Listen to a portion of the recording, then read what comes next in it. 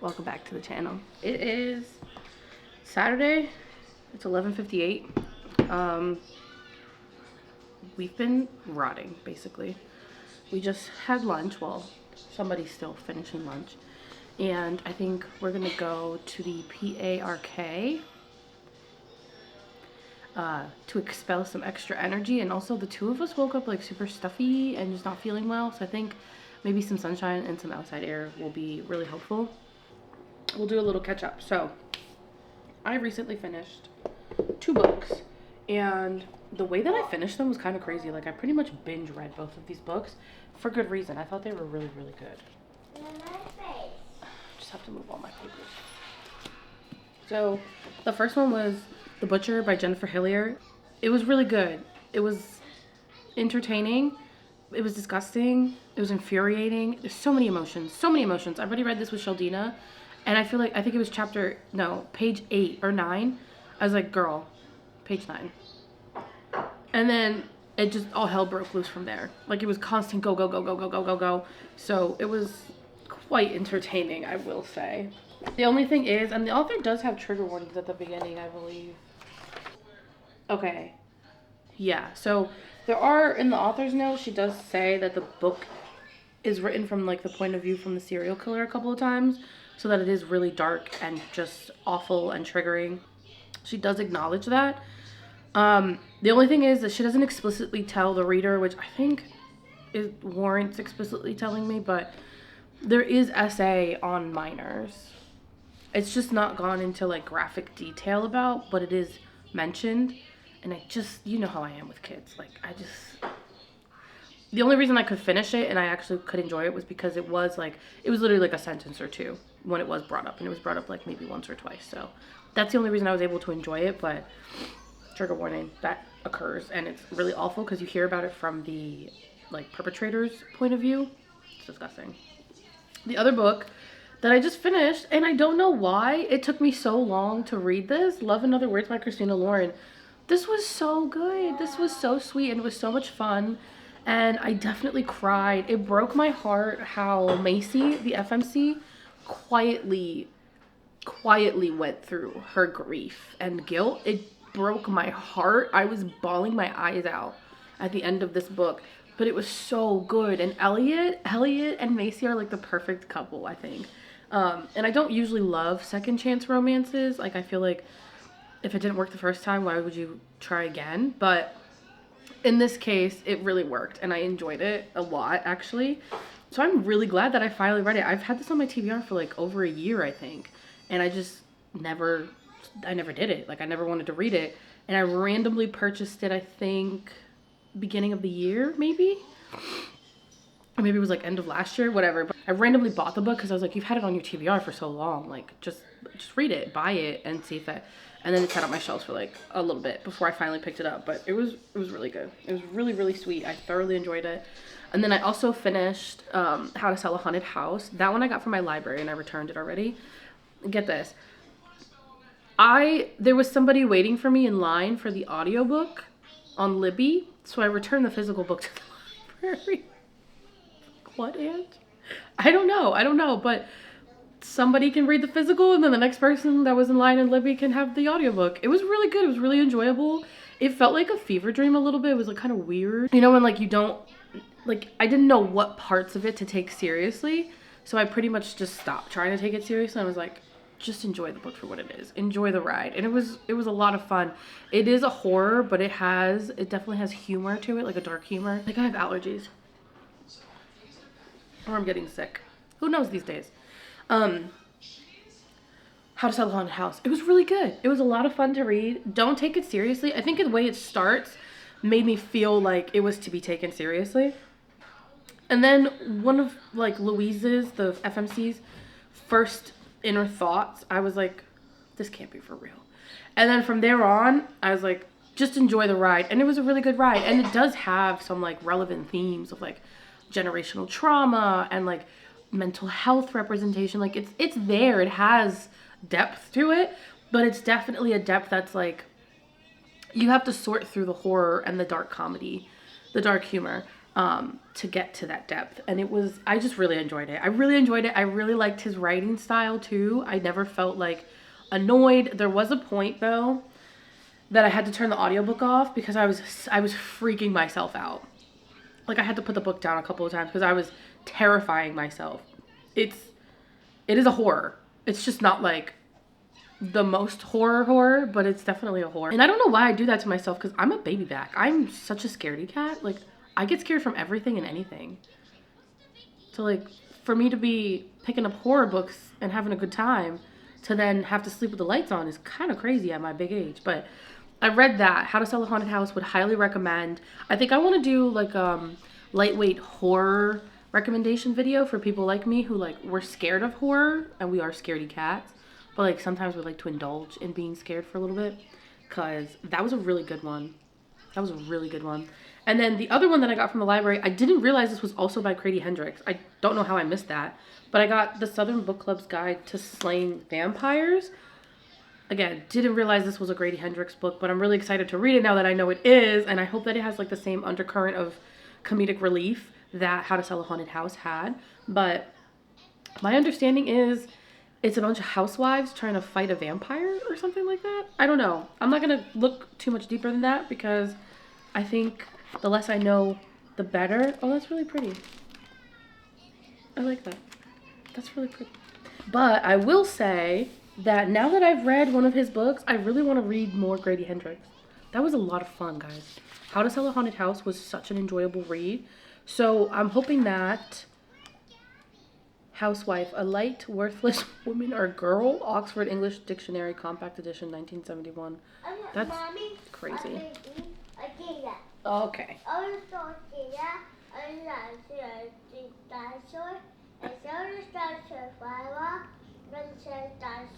You're gonna take Thea to go see the dinosaurs with you? Yes.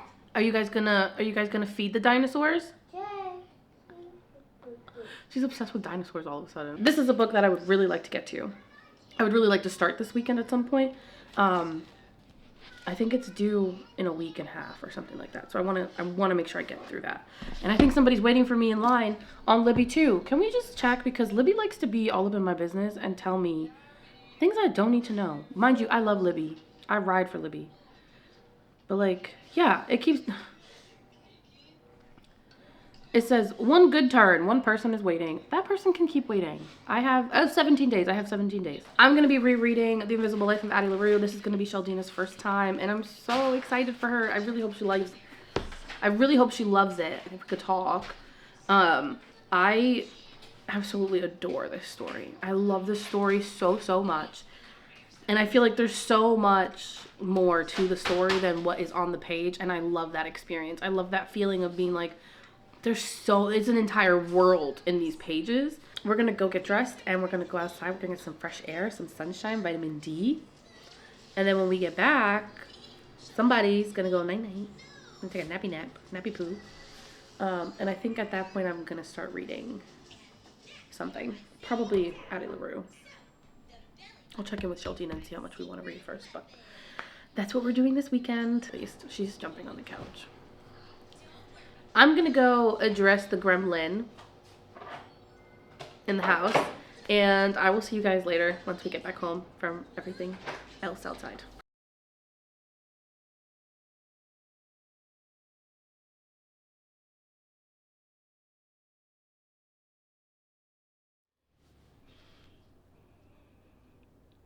Today was a mess.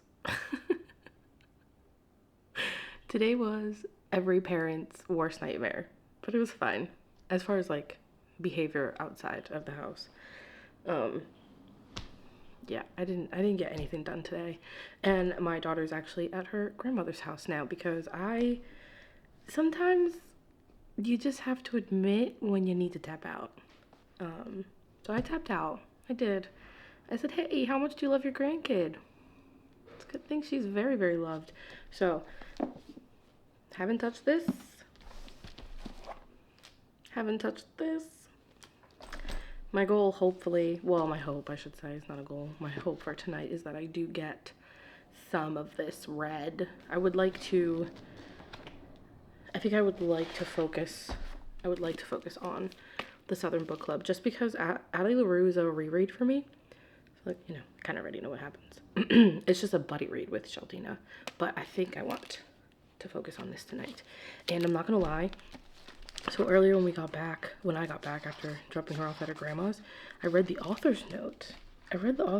And the author talks about his mom and how, like, he didn't take her seriously as a kid, but now he realizes, like, everything his mom and, like, other parents were doing, which was, like, all of the responsibilities the kids didn't have to worry about were the parents' responsibilities, right? And it's just really, it was, like, really sweet, almost, how he spoke about his, like, perspective on his mom now. And I think it's awesome because, where is it? Hold on. With this book, I wanted to pit a man freed from all responsibilities but his appetites against women whose lives are shaped by their endless responsibilities. I wanted to pit Dracula against my mom. I love that. I don't know why that author's note just feels so, like, personal. I really liked it. So I want to focus on this tonight. So right now it is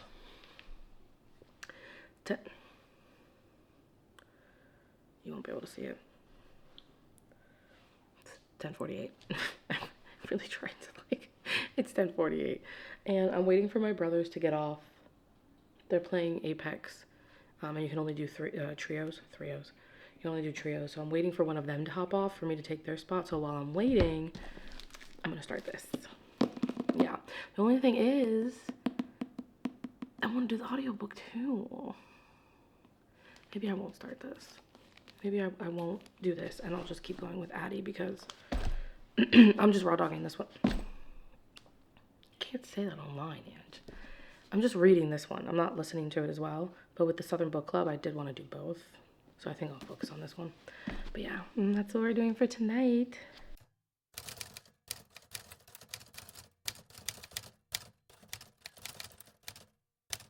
I came to Barnes & Noble's. Barnes & Noble. I always put an S at the end of Nobles, and I'm not going to stop. I came to Barnes, and there's 2 books that I'm looking for. One is Golden Girl by Ellen Hildebrand. I don't know if I'm saying that correctly, but I feel like I'm saying it correctly, but at the same time, I feel like I'm not. But I came to get that book because I've heard she's a really good, like, summertime author. Her books are good for the summer. And I came to get Blacktop Wasteland by S.A. Cosby because Sheldina talked about it in one of her recommendation videos. Oh, he done ran across the parking lot with that shopping cart. I have never seen somebody Tokyo drift with a shopping cart. He stole that? Is that why he's rushing like that? It was a big box. Yo, the way they, like, he shoved everything in that car and dipped. He definitely stole that shit. Anyways, that's not my business. Then I came to get Blacktop Wasteland, back on topic, because Sheldina talked about it in her last thriller recommendation video. And I want to read it. She said something about, like, Fast and the Furious. And I was like, I don't even like the movies that much, but I want to read that now. So, and I've heard really good things about S.A. Cosby across the board. So I came in for those 2 books. And I mean, if my fingers happen to drift across and, like, grab something else, shh, mind your business.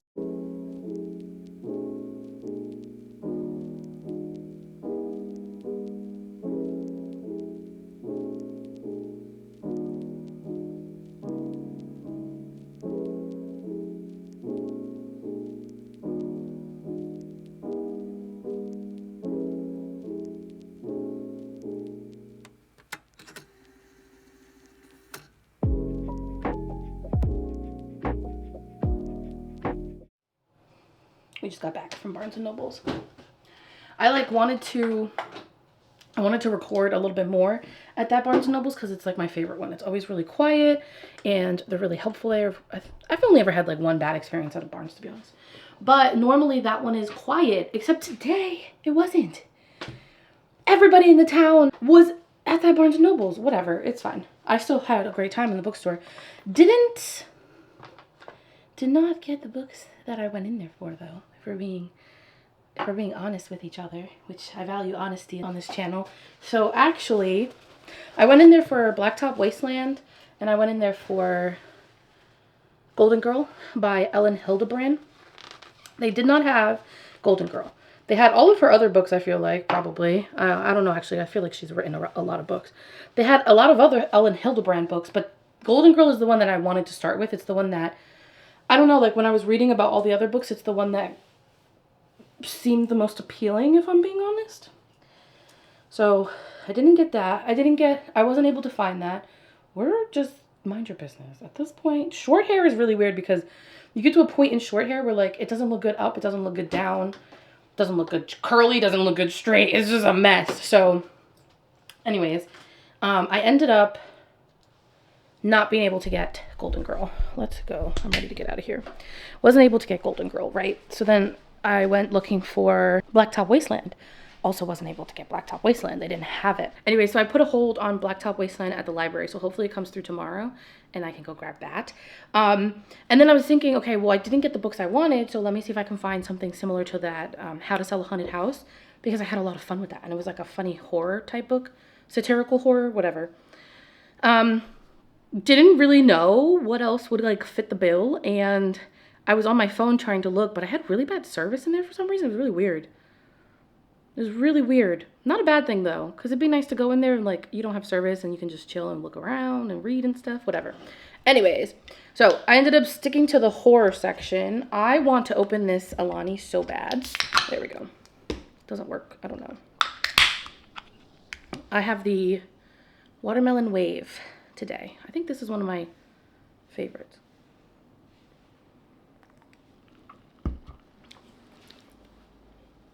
So, ended up getting The Between by Tenerife Dew. I'm going to look up how to say the author's name because I don't know if I'm saying it correctly. But I got the Between, sorry.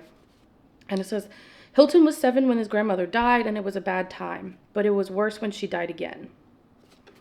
So, I'm not quite sure. But it was in the horror section. And I really like the cover. It's like, I don't know, it's trippy. So we got that. And then we got Kushiel's Dart. I have seen this book for months. For months, I have seen this book left and right on like social media and stuff, and I've been wanting to read it. But whenever I went to Barnes and Nobles, they didn't have, I always put an S at the end of Nobles. They didn't have the book in any of the stores that I've been to and any of the times I've been to until today. All of a sudden, the Barnes in Bellingham had it. They only had the first book though. They didn't have the other two. So, which is fine because I don't even know if I'm going to love it. But there's a part of me that feels like I'm really going to like this story. I don't know why. I really don't know why. I don't even remember what it's fully about. But I just know that there was something when I heard the person reviewing the book, the series I think it was, there was just something that was like, I want to read that. I need to read that. So I got it. We have it. It's in our possession. We can read it. And the flop is like, God tier flop. What is that on my mic? When love cast me out, it was cruelty who took pity on me. These were my 2 purchases at Barnes today, so I'm really excited. I'm not going to start reading them anytime, well, not anytime soon, but I'm not going to start reading them yet, obviously, because I'm still working on the Southern Book Club's something vampire. Haven't started that, by the way. I think I've read the author's note and the prologue like 3 or 4 times now. Have not continued past that point because I keep letting myself get distracted. Also, we're not going to talk about the fact that last night I said I was going to read and then I ended up playing video games until 2 o'clock in the morning. Don't judge me. So, it is sometime, I don't know, 5:41 p.m. I'm going to make myself something to eat, and then I think I am going to sit down and read that Grady Hendrix book. I'm not saying that whole title again. I don't understand why these titles are so long these days, but I'm going to sit down and start the Southern Book Club book. Let's see how much I can read. What time is it? It's 5:41. Let me make something to eat. And I'm curious to see. I saw somebody do it the other day. Sorry, I like stared off into space. I saw somebody do it the other day where they're like, how much can I read in an hour? But the person read like 200 pages, something obscene, something that I can't do ever. I will never, ever be there, which props to you. But like, oh my God, my eyes crossed when I was watching the timer and I was seeing how many pages. I was like, what the? So I'm obviously not going to get that much done, but let's start at 6:30. Let's start at 6:30. That gives me time to cook and eat. And let's see how much I can read for 2 hours. Let's do 2 hours. Oh, that's kind of exciting. Got a little mini challenge going. It's 6:30. Can you see it? It's 6:30. Please don't judge me too harshly, but I am listening to, I have a like cozy, rainy fire night ambiance video on YouTube playing. That's what I wanted to be outside, not the devil's booty cheeks passing gas. Ah, good gad. That's crazy. I made that bookmark actually. I'm going to start the Southern Book Club's Guide to Slaying Vampires now. We're going to start that and we're going to see how much we read in 2 hours. I'll set a timer just so I can be sure that I read the 2 hours. I don't know why I paused so hard. But look at the bookmark I made. I made this like last year, I think. I got into this like hyperfixation of wanting to make bookmarks. Look. She's cute. It's like a little bear. You can't see her because it's trying to focus on my face, but do you see her? Isn't she so cute? She's so cute. And then the other end just has like these little Anyways, we're gonna read. Get your books out.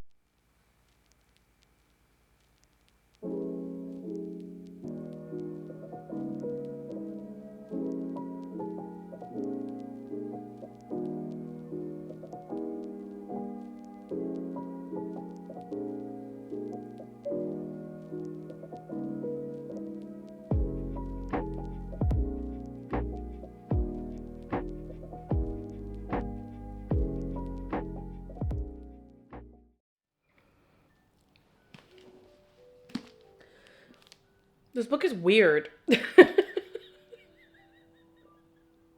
like in a really funny, entertaining way. But it's fucking weird.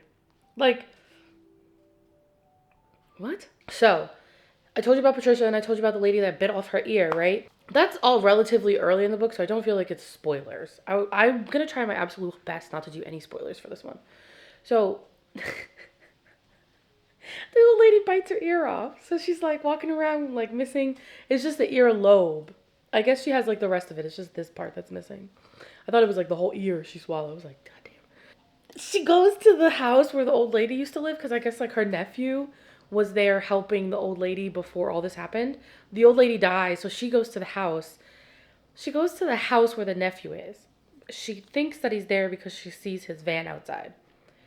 Proceeds to knock on the door like the police multiple times. No answer. You would think Patricia would leave.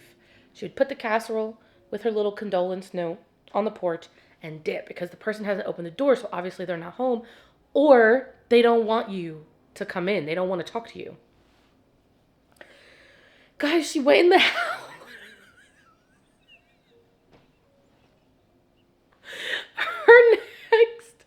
Her next thought was, let me go in the house and just put this on the kitchen counter. What? You can't just walk in people's houses, dog. What? Walks in the house, and there's the kitchen to one side, right?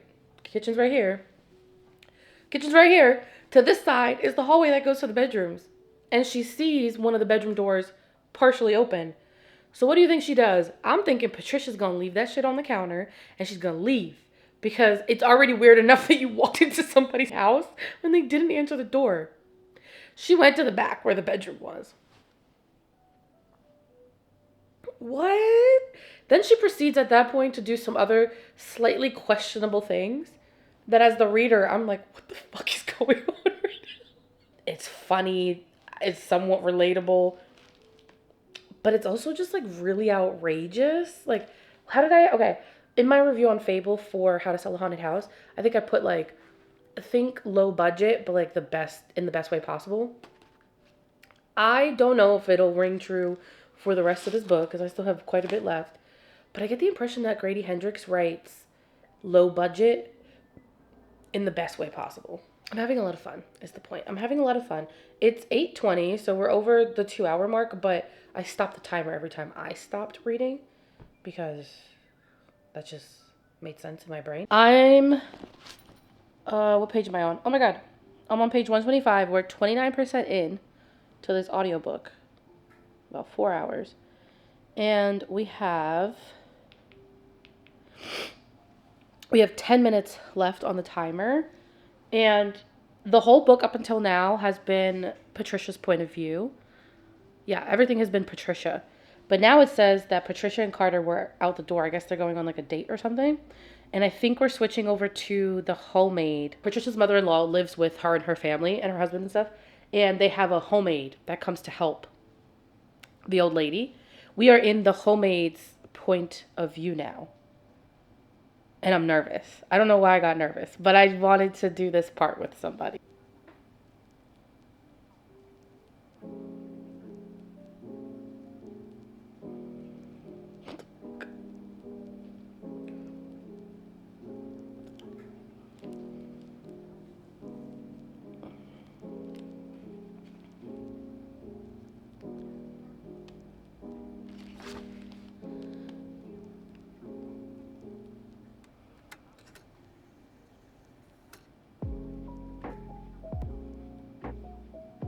Ooh.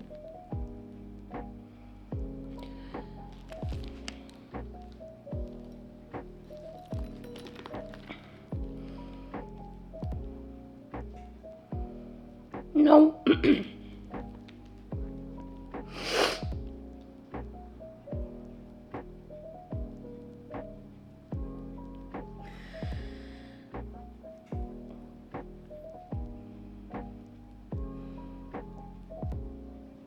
I can't.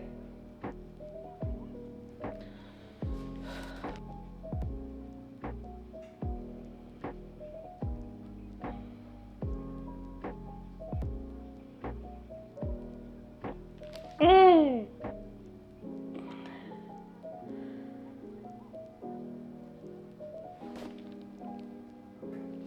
Ew. Ew.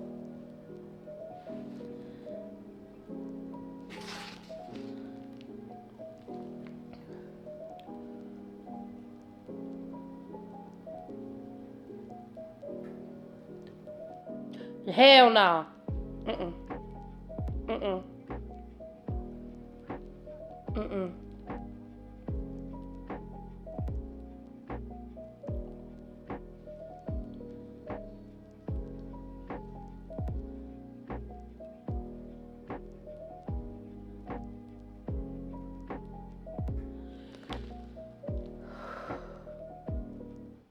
Okay, so the timer ran out. I just lost my page in the book. No, I didn't. Damn. You know that really cute bookmark I showed you guys earlier? Yeah, it just came unraveled. This is why I don't DIY stuff. It's fine. I'm not that upset about it. Maybe a little bit, but anyways. My daughter called right as the timer was running out. Don't know how many minutes I had left because I was in it. I was in this, but I ended up reading 130 pages. This is where I left off. The dog and the homemade are trying to do some things. I'm not going to go into detail. That's where I left off when my daughter called, and then the timer went off while I was talking to her. So for the sake of our challenge, I read 130 pages in 2 hours, which I definitely thought I could read a little bit more than that, but I did have to go back a couple of times because a couple of times something was said by the author, by one of the characters, and I was like, what? So I had to go back and like reread it. Nothing crazy, just like things that I think were important to the plot, and maybe I just didn't like, it didn't snap in the first time it was said. I don't know. It was really good. I'm really enjoying it. All right. That's kind of all I really had today, was just like a little spend a Sunday with me. I didn't really do much besides go to Barnes and Nobles. I really didn't do anything today. I woke up late because I woke up really early at like 8 o'clock in the morning, and I was like, it's too early to be awake. So then I set my alarm for 9 o'clock, and then I woke up at 11:30, and I was like, cool. I'm cool with that. That's great. And then I just like got dressed and stuff, went out to Barnes, and I came home. And that's really all I've done. I did fold some laundry this morning when I woke, well, this afternoon, basically, when I woke up. I folded some laundry. Folded some laundry? Okay. That's it for now.